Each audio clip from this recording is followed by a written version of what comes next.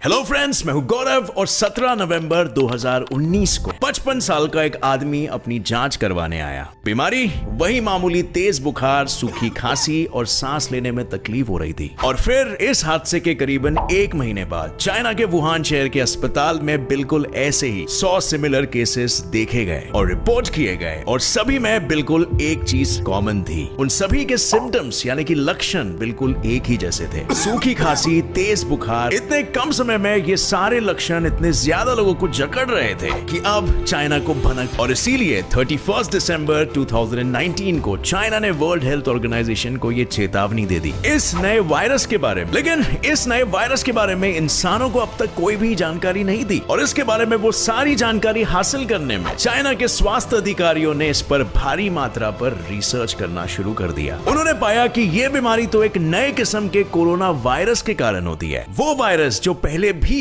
कई सारी बीमारियां कॉज कर चुका था। कोरोना वायरस एक वायरसेस के ग्रुप का नाम है जिसमें मौजूद सभी वायरस बिल्कुल ही मामूली बीमारियां जैसे सर्दी जुकाम से लेकर बिल्कुल घातक रेस्पिरेटरी ट्रैक्ट डिजीजेस जैसे कि सार्स, मेर्स और अभी की सबसे ज्यादा ट्रेंडिंग डिजीज कोविड-19 तक कॉज कर सकते हैं। कोविड-19 यानी कोरोना वायरस डिजीज 2019 को फैलाने वाला वायरस है SARS-CoV-2 वायरस यानी severe acute respiratory syndrome corona virus है। और तेजी से एक इंसान से दूसरे इंसान को तो छोड़ो, बल्कि ये तो एक देश से भी दूसरे देशों तक इतनी तेजी से फैलता है कि इसका हाल तो आप रोज न्यूज में देख ही रहे हो। लेकिन अब सवाल ये आता है कि ये पिद्दी सी चीज आखिर दुनिया भर में इतनी तेजी से कैसे फैल पाई, और चाइना से ही क्यों दुनिया भर के बीमारियों का जन्म होता है। I mean, सीरियसली, हम इंडियंस चाइना से बहुत कम ही आबादी में पीछे हैं, लेकिन फिर भी एशियन फ्लू या फिर बर्ड फ्लू की बात कर ले, जिसने उसके ठीक 10 साल बाद, और 2002 में सार्स जिसने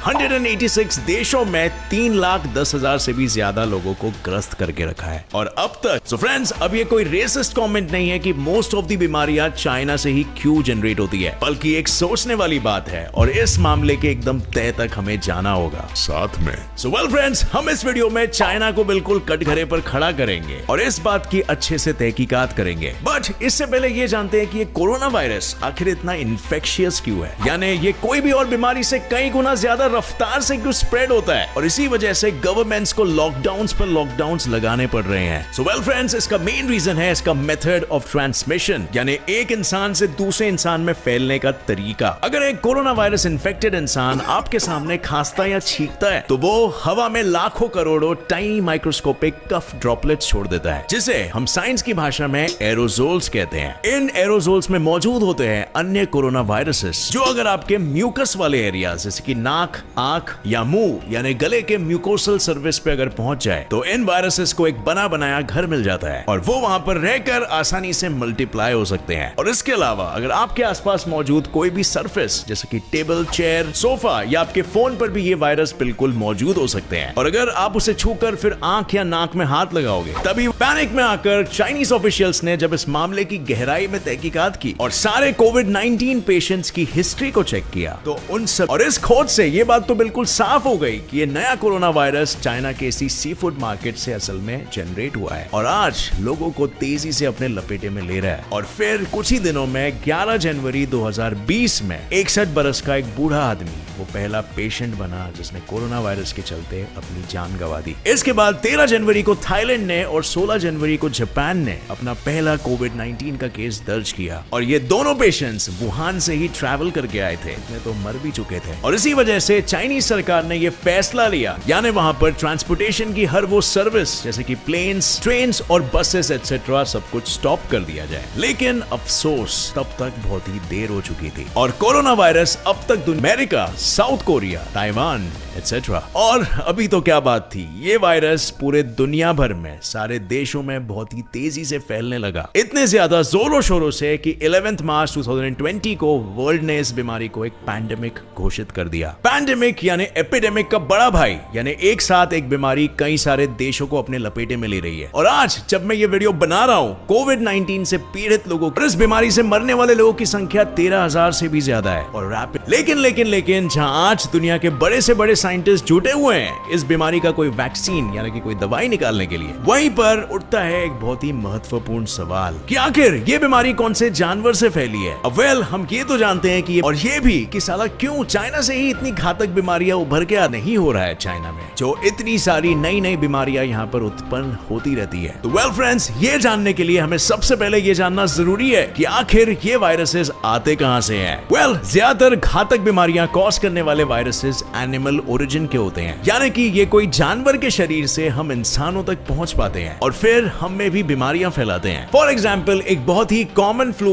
जिसे हम बर्ड फ्लू वायरस कहते हैं, और पिग्स में जो वायरस उत्पन्न हुआ था उसे हम कहते हैं swine flu virus. HIV virus जो एड्स कॉज करता है वो ओरिजिनेट हुआ था चिंपैंजीज में। और इबोला का वायरस और साइंटिस्टों के अनुसार कोविड-19 वायरस भी सबसे पहले एक बैट से ही निकला और फिर एक बैट से निकलकर उसने इन्फेक्ट किया एक पैंगोलिन को, जो एक छोटा सा मैमल है जो पूरी तरह स्केल से कवर्ड है। और चाइना में ये मैमल एक डेलिकेसी है, यानी कि एक यम्मी फूड आइटम है जिसका शिकार खाने के लिए किया जाता है, मेडिसिन बनाने के लिए और लग्जरी गुड्स क्रिएट करने के लिए। और अब क्योंकि ऐसा माना जाता है कि कोरोना वायरस सबसे पहले बैट से पैंगोलिन में फैला और पैंगोलिन से हम इंसानों तक, और इसीलिए ये बहुत ही जरूरी बन जाता है कि ये तीनों जानवर एक ही जगह पर मौजूद हो सके। अब क्योंकि यूनिवर्सिटी ऑफ हॉस्टन में एक एसोसिएट प्रोफेसर है और चाइना के एनिमल ट्रेड में इनका खास एक्सपर्टीज है, उनका कहना है कि इस मार्केट में ज्यादा से ज्यादा जानवर पिंजरों में कैद एक के ऊपर एक स्टैक किए जाते हैं, बिल्कुल एक ढेर की तरह। और इसके वजह से एक जानवर के बॉडी फ्लूइड्स जैसे कि पेशाब, खून, पस एटसेट्रा नीचे वाले जानवर में अक्सर गिरता रहता है। तो ऐसे में अगर तो वो अपने शरीर से वायरस अपने नीचे वाले जानवरों में आसानी से फैला सकता है। और फिर जब कोई इंसान, अब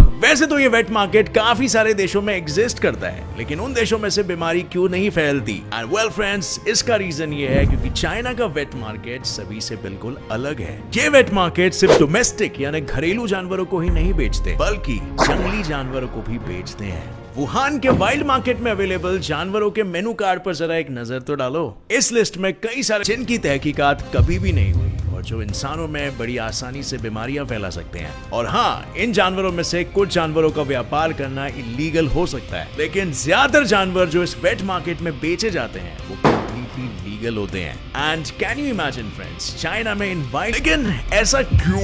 ऐसा कौन से देश में होता है यार? इसके पीछे का रियल कारण जानने के लिए आपको चाइना के इतिहास में जाना पड़ेगा। चाइनीज लोगों को सीधा कोसने से पहले आइए उनके बारे में थोड़ा जान लेते हैं। 1959 से 1961 तक चाइना में द ग्रेट चाइनीज फैमिन छाया हुआ था, यानी बड़ा सा अकाल, जिसके कारण चाइना की इकोनॉमी को ऐसा भारी झटका लगा कि वो दोबारा होश में आने के लिए डेस्परेट हो गए। इस अकाल में 360 लाख लोगों से भी ज्यादा मारे जा चुके थे और चाइना टूटने की कगार पर आ चुका था। और उस समय चाइना का जो कम्युनिस्ट ग्रुप फूड प्रोडक्शन को हैंडल कर रहा था, वो अपने देश की इसी बढ़ती कंगाली की वजह से अपने देश के 9,000 लाख जनता को खाना खिलाने में असमर्थ था। और चाइना की आर्थिक हालत 1978 तक इतनी खराब हो गई थी कि अंत में चाइनीज गवर्नमेंट ने हार मानकर प्राइवेट फार्मिंग को कानूनी बना डाला। प्राइवेट फार्मिंग यानी किसान अपने खेतों में जानवरों को एक मैस लेवल पर ग्रो कर सकता है और उनका मांस या उनका कोई भी एनिमल प्रोडक्ट जैसे कि दूध, वुड एटसेट्रा बेच सकता है और पैसे कमा सकता है। और गवर्नमेंट के इस फैसले से सारे बड़े कंपनीज और किसान हाई डिमांड फूड जैसे मुर्गी और पिग्स यानी कि सुअर प्रोड्यूस करने लग गए। और अब इस वजह से कुछ छोटे छोटे गरीब किसानों को इस धंधे से कोई फायदा नहीं हो पाता था और इसीलिए उन्होंने शुरू कर दिया वाइल्ड फार्मिंग, यानी जंगली जानवरों को पकड़कर उन्हें काट कर उन्हें बेचना। और अब इसकी शुरुआत तो बड़े ही आम और मामूली से जानवरों से हुई, जैसे कि बंगले के पिछवाड़े में पकड़े गए सांप, नालियों और नहरों से पकड़े गए कछुए, पेड़ों से कैद किए गए चमगादड़ों से, क्योंकि ना तो इन साधारण से जानवरों को पकड़ना मुश्किल था और ना ही महंगा, और इसके बदले इन्हें पकड़कर बेचने से इन्हें काफी अच्छा पैसा भी मिल जाता था। और इसकी वजह से ये गरीब किसान अपना गुजारा बड़ी आसानी से कर लेते थे। और चाइनीज गवर्नमेंट ने इन्हीं कारणों की वजह से वाइल्ड फार्मिंग को रोका नहीं। गवर्नमेंट का कहना था कि अगर इस वाइल्ड एनिमल्स की खेती से एक चाइनीज नागरिक अपने और अपने परिवार का पेट भर सकता है और उन्हें अपनी दरिद्रता से बाहर निकाल सकता है, तो इसमें क्या हर्ज है? मतलब नेचर और एनवायरनमेंट तो गया भाड़ में।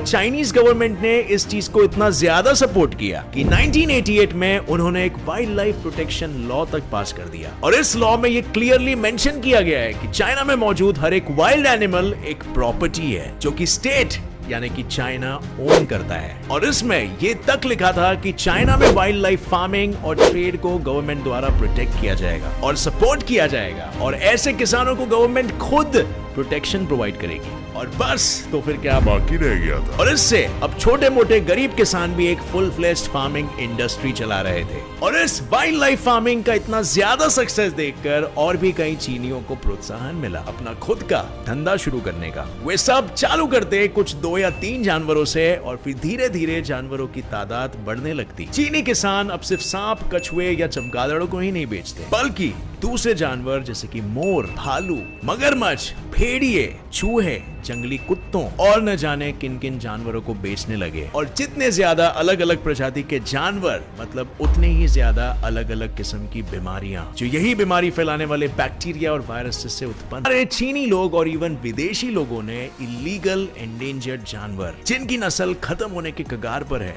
उनका तक व्यापार करना शुरू कर दिया। जानवर जैसे कि बाघ, राइनोस, पैंगोलिन्स एटसेट्रा चाइना के वेट मार्केट्स में इलीगली बेचे जाने लगे। और ये धंधा भी बड़े जोरों शोरों से सफलता की ऊंचाइयों को छू रहा था। और जब 2002 में सार्स यानी कि सीवियर एक्यूट रेस्पिरेटरी सिंड्रोम का आउटब्रेक हुआ चाइना में, तो इस बीमारी ने 17 देशों को इफेक्ट किया और करीब 800 से ज्यादा लोग इससे मारे गए। और जब 2003 में वैज्ञानिकों ने इस बीमारी पर जानकारी हासिल करना शुरू किया, तो उन्हें यह पता चला कि यह वायरस सबसे पहले वेट मार्केट में सिवेट कैट नाम के एक जानवर से ओरिजिनेट हुआ था। और इस खबर के बाद चाइना ने तुरंत सारे के सारे वेट मार्केट्स बंद कर दिए और वाइल्ड लाइफ फार्मिंग को बैन कर दिया, लेकिन सिर्फ कुछ ही टाइम के लिए। इस आउटब्रेक के कुछ ही महीनों बाद चाइना ने 54 जंगली जानवरों की खेती और व्यापार से बैन को उठा लिया। And can you believe it, इन जानवरों में सिवेट कैट्स भी थे। और बस फिर यही वाइल्ड लाइफ ट्रेडिंग इंडस्ट्री दोबारा से फॉर्म में आने लगी और 2004 तक तो ये इंडस्ट्री 100 बिलियन चाइनीज युआन की वर्थ थी। इसकी इतनी ज्यादा कीमत ने चाइनीज गवर्नमेंट को फोर्स किया इसे चालू रखने के लिए और इसे सपोर्ट करने के लिए। चीनी गवर्नमेंट इसे अपना फुल सपोर्ट थी। और इनफैक्ट 2016 में तो गवर्नमेंट्स ने खुद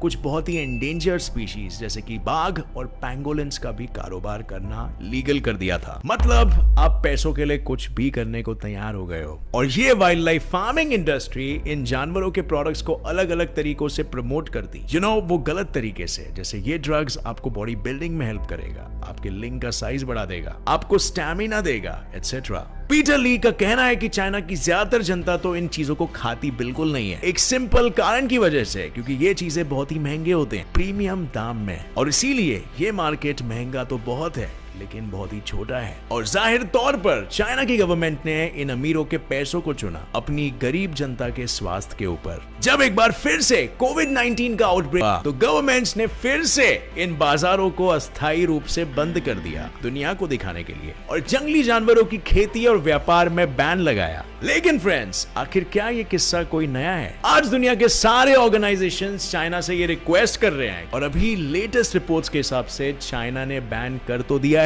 परमानेंटली। लेकिन भाई, चाइना का क्या भरोसा? क्या आपको लगता है कि ये बैन परमानेंट होने वाला है? जब तक चाइना की ये इंडस्ट्री प्रॉफिटेबल रहेगी और चाइना को यहां से पैसे आते रहेंगे, चाइना के डिसीजंस का अनुमान लगाना बहुत ही मुश्किल हो जाता है। और जब तक ये इंडस्ट्री जिंदा रहेगी तो आगे। फ्रेंड्स, ये वीडियो देखने का बहुत शुक्रिया। हमारा तो रिक्वेस्ट यही है, और मैं ये बिलीव करता हूं कि इसके आगे चाइना ये सबको बैन कर देगा। लेकिन अगर आपका ओपिनियन कुछ और ही है तो नीचे कमेंट में हमारे साथ बिल्कुल शेयर करना। और कोरोना वायरस से बिल्कुल बच के रहिए। Stay strong, stay fit. और जस्ट एक quick bonus fact, corona virus होने का सबसे पहला सिम्टम रिपोर्ट किया गया है अपनी स्मेल और अपने टेस्ट का सेंस जाना। ये सिम्टम काफी सारे डॉक्टर ने सबसे पहला सिम्टम घोषित किया है। और अगर आपको ये सिम्टम्स दिखाई दे रहे हैं, so please have a trip to the nearest hospital. So thanks a lot for watching friends. Share this video with all your friends ताकि उन्हें भी इस मामले की सच्चाई पता चले। मेरे चैनल को सब्सक्राइब करिए ऐसे ही और इन्फॉर्मेटिव और नॉलेज बेस्ड वीडियोस को रेगुलरली देखते रहने के लिए। मिलेंगे बहुत जल्द in an exciting new video full of facts. तब तक के लिए स्टे सेफ, स्टे फिट